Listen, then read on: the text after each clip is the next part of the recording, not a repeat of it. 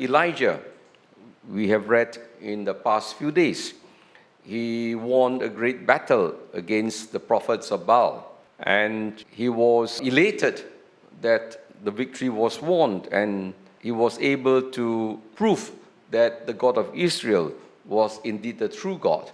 First by the drought, and then after winning the spiritual warfare against the prophets of Baal, and after that sending the rain. And so while he was elated, suddenly there was a reversal. The tide changes because he was persecuted by Queen Jezebel, who was after his life. And sometimes for us all in ministry, we can get very disillusioned. And sometimes it's very ironical. We think that we have accomplished something. We think we are the height of success. And suddenly there is a reversal of fortunes, and things became apparently worse than before. And so we can understand how Elijah felt. He was greatly disappointed, and he felt that God had abandoned him. And so when he was fleeing from Israel, he had to go through the desert to Mount Horeb so that he could be saved from the persecutors and his enemies. And along the way, Elijah became very depressed. First and foremost, he was hungry, and he was tired, he was thirsty. Of course, he was in the desert, and he was all alone.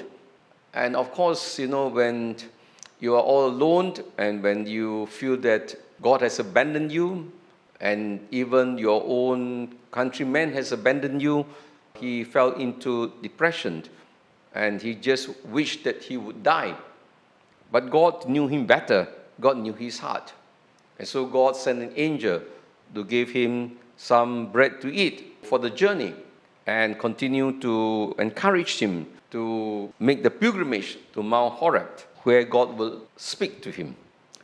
And so this was what Elijah was going through. He was filled with anger, resentment, and bitterness, because his ego was also wounded. Because after all the success, he was now fleeing like a coward. So he felt truly humiliating at what was happening to him. And yet God is a great God, because he wanted to purify the motives of Elijah. One thing for sure, if we want to do the will of God, we need to have careful discernment at all times. And that is why God drew Elijah to the mountain in order to speak to his heart. And discerning the will of God, of course, is very important, especially when we are doing many things for the Lord. Sometimes we are just like Elijah. We are very impressed by events, activities, achievements, and success. And we measure ourselves as doing the will of God when all these signs are present, and we think that we are doing a great work. And somehow, also, sometimes our ego gets bigger, thinking that, oh my goodness, I'm such a great preacher, I'm such a great organizer, I'm such a great leader, and that is why there are so many achievements that have been accomplished. And that was actually the case of Elijah. God had to humiliate him and to let him know that it was not by his strength, it was not by his ingenuity or by his own power that he could do what he did. And that is why along the journey of life, when we are doing things, we need to be like Elijah. We need to rely on God for our help. And so God gave him the bread, which is the viaticum for us, the Holy Eucharist, to help us to sustain our journey in life. Without the Eucharist, it is very difficult for us to continue that journey of life, especially when we are trying to fulfill the mission that God has given to us. It is in the Eucharist that we find strength. And sometimes we don't really treasure the Eucharist that we have. As I've said, sometimes it's again routine. Routine is always the biggest enemy of our faith. We have the Eucharist anytime we want. It's no big deal. We receive the Eucharist every day. It becomes just another routine that we do. And so we don't cherish it. we don't relish it, and we're not taking it seriously. And for that reason, sometimes even the Eucharist does not really nurture us, nurture our faith, because it has become a routine. And for Elijah, God wanted him to know that he needed him and not depend on himself. And so it was at the mountain that God spoke to him in the silence of the place that he was in. And God made it clear that truly it was not the God of the Canaanites, Baal. It's good for us to take note of today's first reading.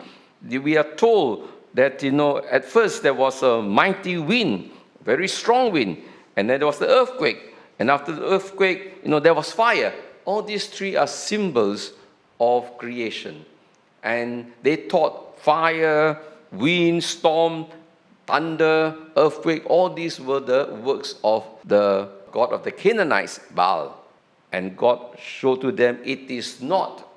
He will find him not in the God of the Canaanites, Baal, but he will find God in the silence. And this was where he was being purified. And you notice that the real issue that confronted Elijah was that he was too presumptuous of himself. And I think for us sometimes, as leaders, as people in mission, we can become presumptuous of the things that we do or the way we think. And that was the case of Elijah. The Lord asked him, actually, 2 times the Lord asked him, "What are you doing here?" And his response was exactly the same. "I'm filled with zealous zeal for the Lord of hosts, because the sons of Israel have deserted you, broken down your altars, and put your prophets to the sword. I'm the only one left, and they want to kill me." So Elijah was so full of himself. He thought he was the only prophet, and that he was the only one who was zealous of the faith of Israel. But actually he was not. There were hundreds of prophets that were kept by the prophet Obadiah earlier on. And God said, "I send you 7,000 faithful men more." And so sometimes it is our own egoistic outlook that prevents us from, again, recognizing the power of God at work in this. So whenever we do certain things in life, we must always be conscious that it is the Lord who makes it possible. And not ever to think that we are so great, that we are so good. Humility is of extreme importance because it helps us to purify our motives in serving Him. When we know that when success happens, it is really the power of God at work. And people must see it as the power of God. And so we are told that a person who is truly working for God, a person must be humble, and we must work according to the divine plan of God. It's not according to our plan. Yes, it's good to have great plans, but don't think that God exists to fulfill our plans. We are here to fulfill the divine plans of God. And God's plan might be so different from ours. That's why we always say, man proposes, God disposes. Yes, of course, by all means, we present our plans to God.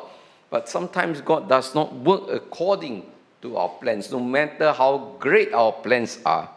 And that is why, in today's first reading, we have God who renewed the faith, renewed the mission of Elijah. He says, go back the same way when you came to this wilderness. You are to anoint the king, Hazael, and also the king of Israel. And you are to anoint Elisha, son of Shaphat, to succeed you. So the plans of God, His divine plan, is not something that we accomplished overnight.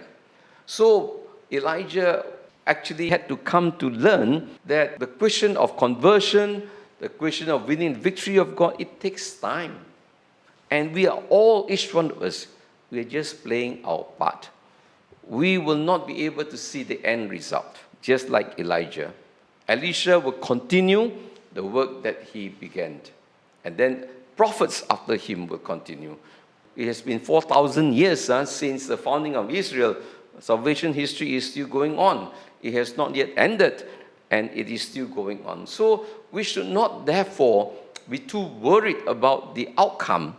What we should be worried is whether we are giving ourselves wholeheartedly to what we feel the Lord is calling us to do. And if each one of us, we just play our part, just like Elijah, Elisha, and all the other prophets, the God that we worship, the God of history, he will be able to bring about that fulfillment. And it is with this faith and confidence that precisely we are called to live out the mission that the Lord has given to us.